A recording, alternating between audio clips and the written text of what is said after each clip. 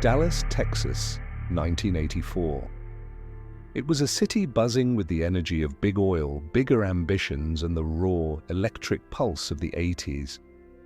Against this backdrop of glass towers and limitless horizons lived Angela Samota. At 20 years old, she was the embodiment of that vibrant energy. A student at the prestigious Southern Methodist University, Angie, as everyone knew her, wasn't just attending classes, she was conquering them. Computer science and electrical engineering, fields dominated by men, were her chosen arenas, and she excelled with a brilliance that was as undeniable as her smile. She was more than just a pretty face, she was a force of nature. Friends described her as a light, someone who didn't just enter a room but illuminated it. Her laughter was infectious, her spirit boundless. She had a way of making everyone feel seen, feel important. Angie's world was a tapestry of late-night study sessions, sorority events with her Zeta Tau Alpha sisters, and the promise of a future she was building with her own 2 hands and formidable mind. Her off-campus condo was her sanctuary, a place filled with textbooks, the lingering scent of coffee, and the dreams of a young woman on the cusp of everything. It was a world of possibility, a world where the brightest futures seemed not just possible, but guaranteed. October 12, 1984, began with the familiar, exciting hum of a Texas autumn Friday. The air was crisp, and the entire city was caught in the gravitational pull of the State Fair of Texas. For Angie and her friends, it was a day brimming with plans and the easy comfort of companionship. The night was supposed to be simple, a perfect slice of college life. She met up with her best friend and roommate, Sheila Gibbons, and a male friend. They were a tight-knit group, their lives interwoven with shared classes, dreams, and the casual intimacy of youth. Angie was dating an architect named Ben McCall. He was handsome, driven, and completely captivated by her. But Ben had to work early the next morning, a commitment that would later weigh on him with an unbearable heaviness. So, Angie and her other 2 friends went out, immersing themselves in the city's nightlife. They ended up at the Rio Room, a popular Dallas dance club. True to her nature, Angie was a social butterfly, moving from table to table, her warmth and charisma drawing people in. The music was loud, the lights were low, and for those few hours, the world was perfect. It was a night like any other, filled with laughter and dancing, utterly unaware of the darkness that was gathering just beyond the edge of the neon glow. After the club, Angie did what she always did. She took care of her friends. She drove them home, dropping the male friend off first, then Sheila. A simple, responsible act that marked the end of a typical Friday night. She drove back to her condo, the quiet streets a stark contrast to the vibrant club she'd just left. The world was asleep, and Angela Samota was, for the first time that night, completely alone. The silence of Angela's condo was broken by the ringing of the telephone. It was Ben McCall calling to check in, his voice a familiar comfort in the late hour, but the conversation that followed was anything but comfortable. Angie's voice was different, strained. She told him there was a man in her apartment. He had knocked on her door, she explained, asking to use the telephone and the restroom. Ben was immediately alarmed. Who was he? Did she know him? Angie was vague, just saying it was some guy. As they spoke, Ben could hear noises in the background, a man's voice. The sense of unease that had been a faint prickle on his skin now bloomed into full-blown anxiety. He pressed her for more information, his questions becoming more urgent. Angie's answers were clipped, distracted. Then she said something that made the blood run cold in his veins. "Talk to me." It was a plea, disguised as a casual request. A moment later, she said she would call him right back. And then the line went dead. Ben stared at the receiver, The dial tone a deafening buzz in the sudden quiet. A minute passed, then 2. He called her back. The phone rang and rang, each unanswered chime amplifying the dread coiling in his stomach. The woman who always answered, the voice that was the best part of his day, was gone. Something was terribly wrong. Every instinct screamed at him to go to her, to break down the door if he had to. The night was no longer just dark, it was menacing. Panic set in. Ben grabbed his keys and raced out of his apartment, his mind a chaotic whirl of terrifying possibilities. The drive to Angie's condo, normally a short, familiar route, felt like an agonizing eternity. The city lights blurred past his windows, indifferent to the storm raging inside him. He rehearsed what he would find. Maybe she'd just fallen asleep, the phone off the hook. Maybe it was a prank. Any explanation was better than the one his fear was whispering. He pulled into the parking lot of her complex, his headlights cutting through the pre-dawn stillness. Her car was there. A good sign, he told himself, a fragile piece of hope to cling to.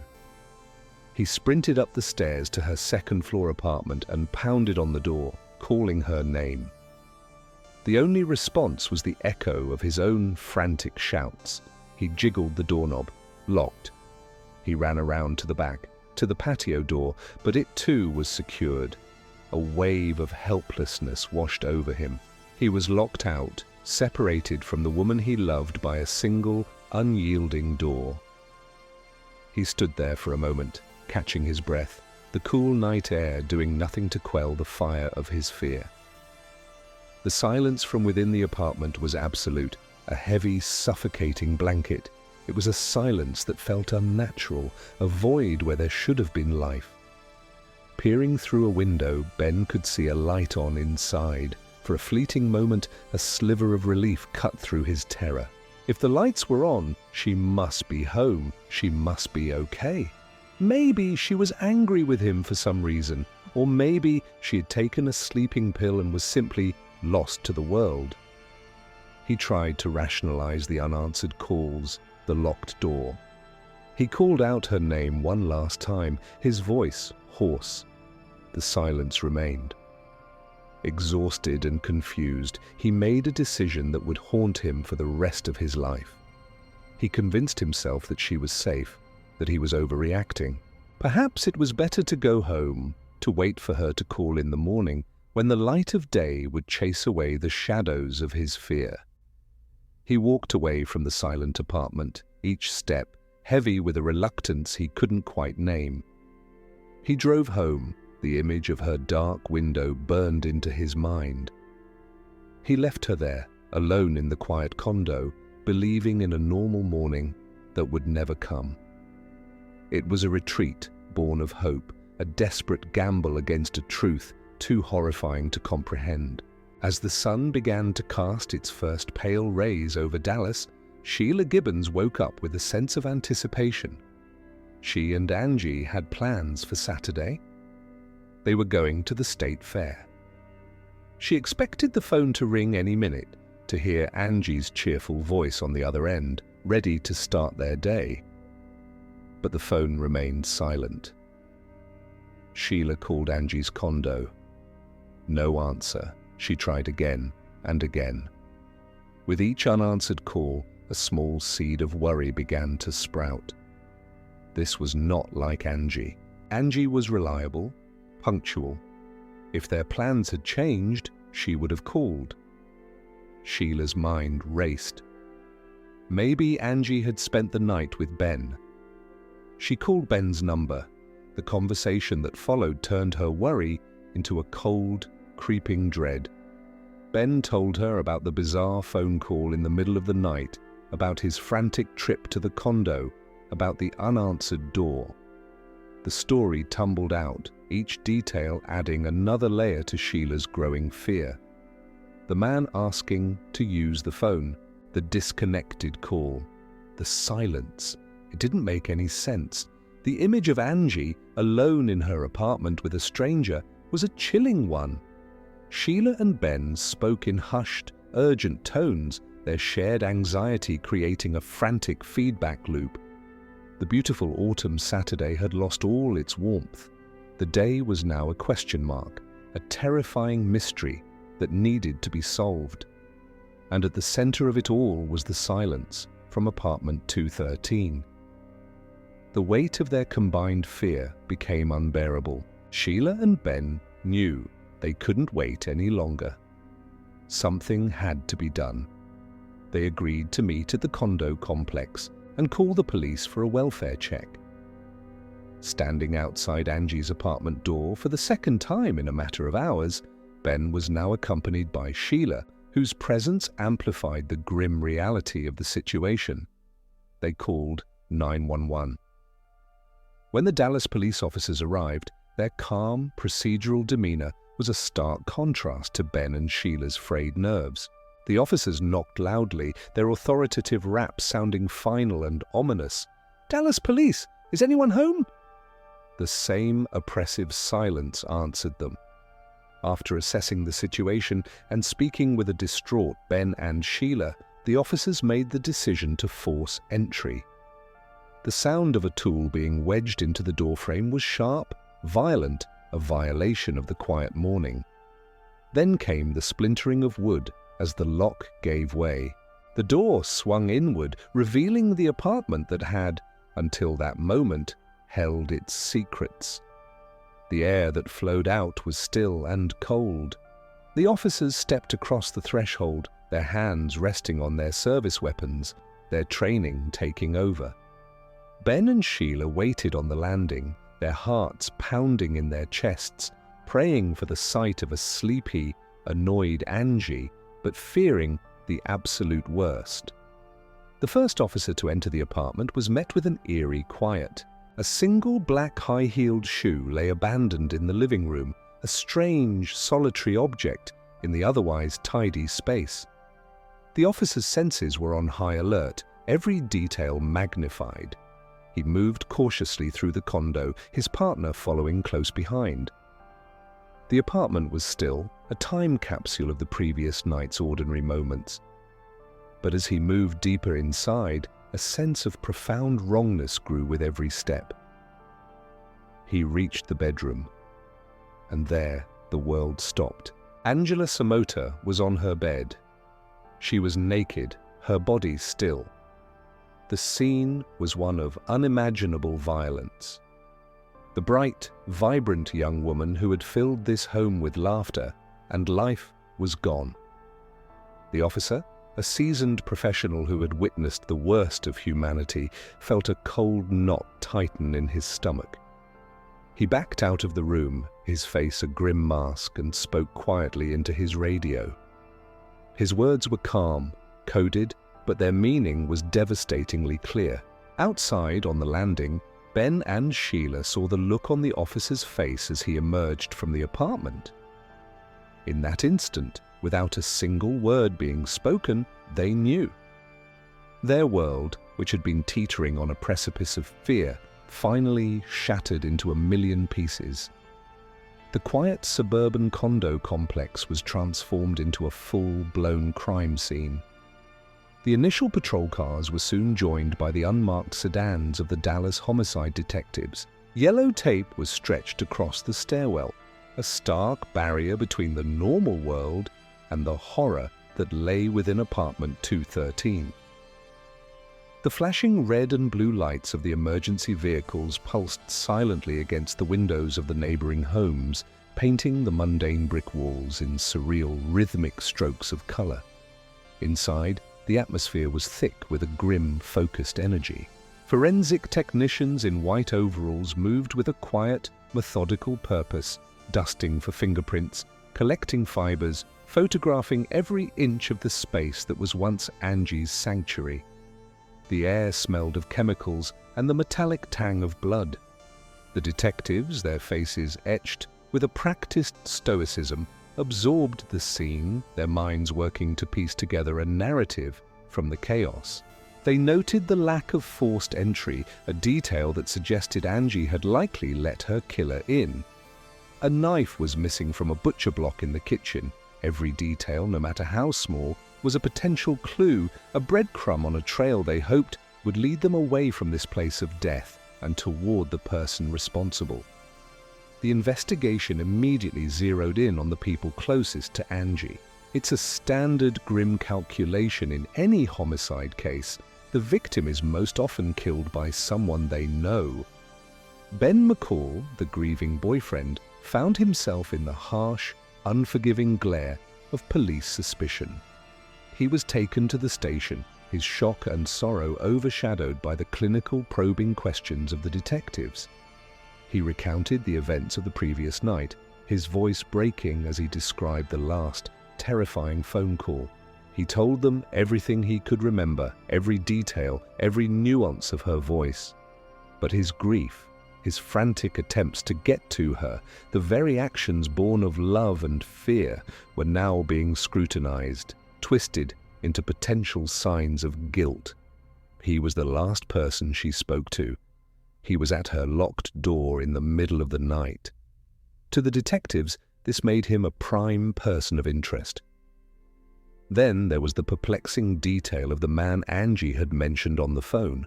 Russell, she had called him. Detectives seized on this name. Who was Russell? Was he the male friend she had been out with earlier? They brought him in for questioning, but his account of the evening was straightforward, his alibi solid. The name Russell became a ghost, a phantom lead that seemed to vanish whenever they got close. The circle of Angie's friends and acquaintances was drawn into the investigation, each person questioned, each relationship examined under a microscope. But every interview, every lead, seemed to only deepen the mystery. Days turned into weeks, and the initial frantic energy of the investigation began to wane, replaced by a slow, grinding frustration. The ghost named Russell led detectives down a labyrinth of dead ends. They tracked down every Russell that Angie might have known, every acquaintance, every friend of a friend. Each one was interviewed, and each one was cleared. The name, which had seemed like the key to the entire case, was now beginning to feel like a misdirection, a meaningless detail in a sea of confusion. The physical evidence collected from the crime scene offered little immediate help. Semen was found, a clear link to the attacker.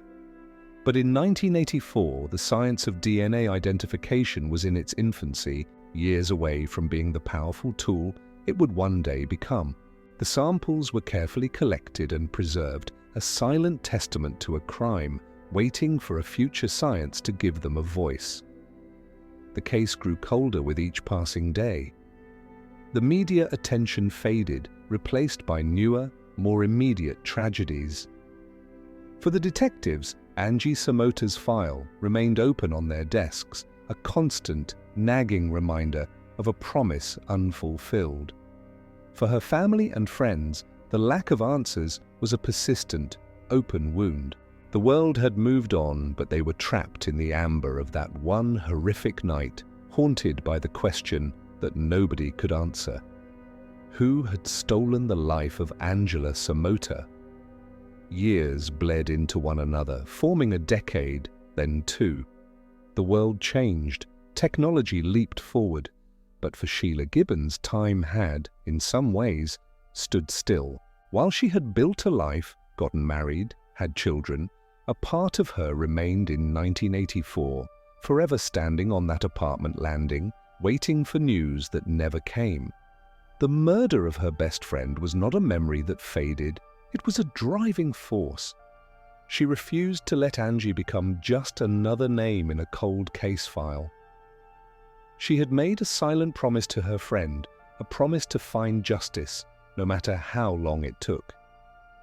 Sheila became a relentless advocate for the case. She would call the Dallas Police Department regularly, her calls becoming a familiar ritual for the detectives in the homicide unit.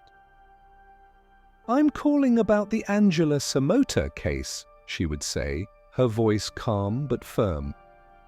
She would ask if there were any new leads, any new technologies that could be applied. Often, the answer was no. The file was in a box, gathering dust in a storage room. But Sheila was undeterred. She kept Angie's story alive, talking to anyone who would listen, ensuring that her friend's bright spirit would not be extinguished by the passage of time.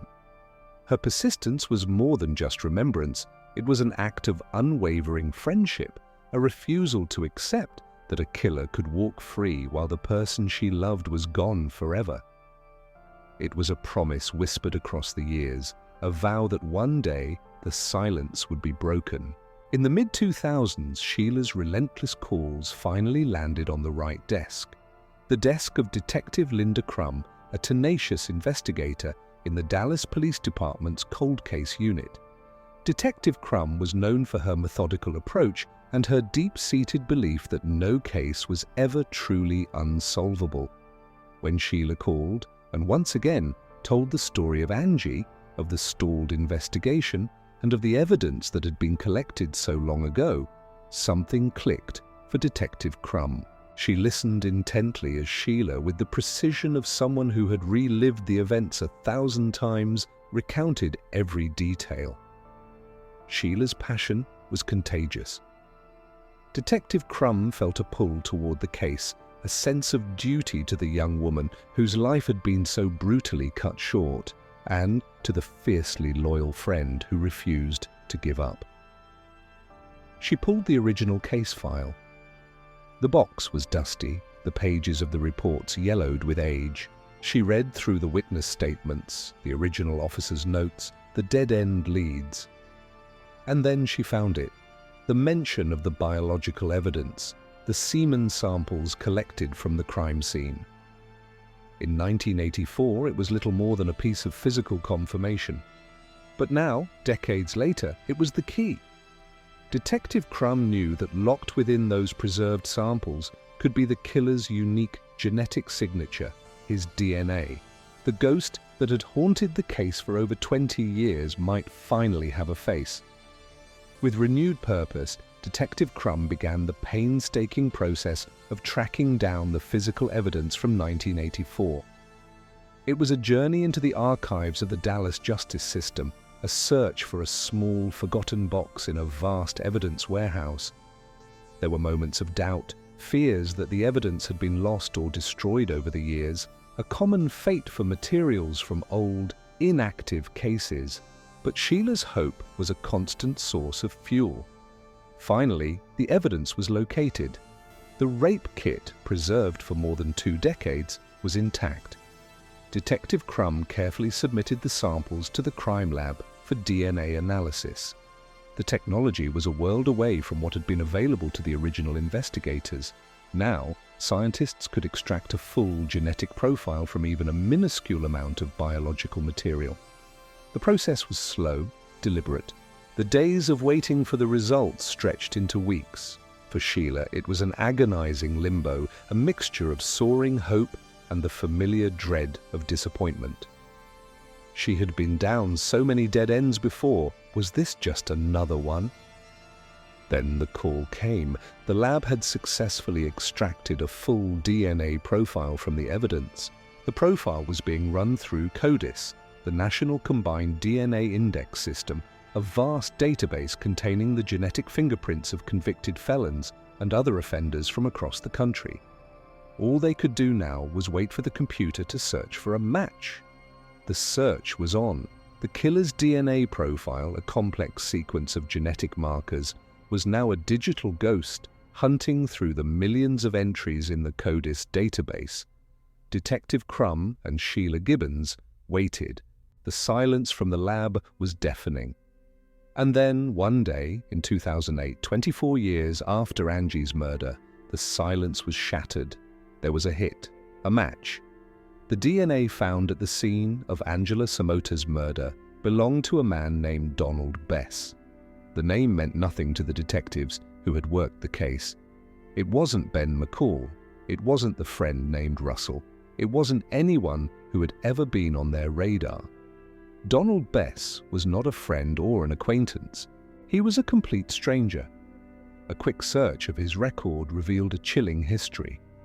At the time of Angie's murder in 1984, Bess had been on parole for a previous violent crime, and he was currently serving a life sentence in a Texas prison for another, unrelated rape and kidnapping committed in 1985, just months after he had killed Angie. He was a serial predator who had been hiding in plain sight, already caged for other monstrous acts. The ghost finally had a name, and the name belonged to a monster. The revelation sent shockwaves through everyone who had ever touched the case. For the original detectives, it was a moment of stunning clarity, solving a puzzle that had tormented them for decades. For Ben McCall, it was a form of vindication, lifting a shadow of suspicion he had lived under for half his life. And for Sheila Gibbons, it was the culmination of a promise, the moment her unwavering faith was finally rewarded. Detectives Linda Crum and her team traveled to the prison where Donald Bess was incarcerated. They sat across from him in a sterile interview room. He was an older man now, his face a roadmap of a hard, violent life. They told him why they were there. They told him about Angela Samota. They told him about the DNA. Bess was cool, detached. He denied everything. He claimed he didn't know her, had never been to her apartment. He was a practiced liar, his denials smooth and reflexive. But his words were meaningless against the absolute certainty of the science. The DNA did not lie. It placed him in her room. It placed him on her body. His protests were the hollow, desperate words of a man who had been caught by a technology he could never have imagined when he walked out of Angie's condo and into the night, leaving a trail of devastation behind him. In 2010, Donald Bess was brought to a Dallas courtroom to stand trial for the capital murder of Angela Samota. It was a surreal moment, a reckoning more than a quarter of a century in the making. The gallery was filled with faces from the past, the detectives who had worked the original case, now retired, friends of Angie who were now middle-aged, their memories of their vibrant friend as sharp as ever. And in the front row sat Sheila Gibbons. After 26 years, she was finally in the same room as the man who had murdered her best friend. The trial was a powerful confluence of past and present.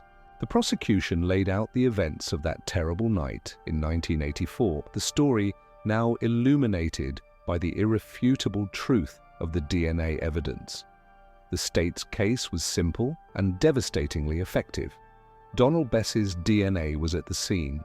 His alibi was non-existent. His history of sexual violence painted a clear picture of the kind of man he was.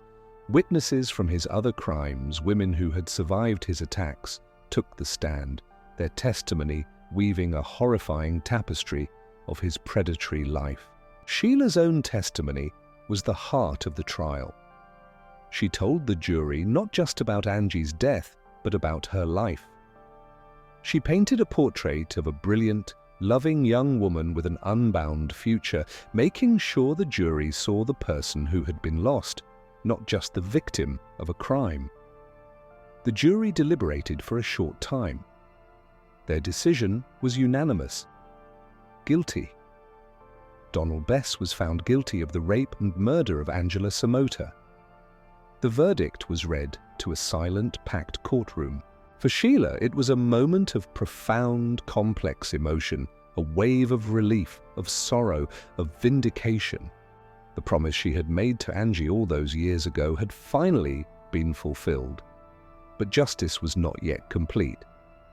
In the punishment phase, the jury was asked to decide his fate. After hearing even more evidence of his violent past, they delivered their sentence: death. It was the ultimate punishment for the ultimate crime.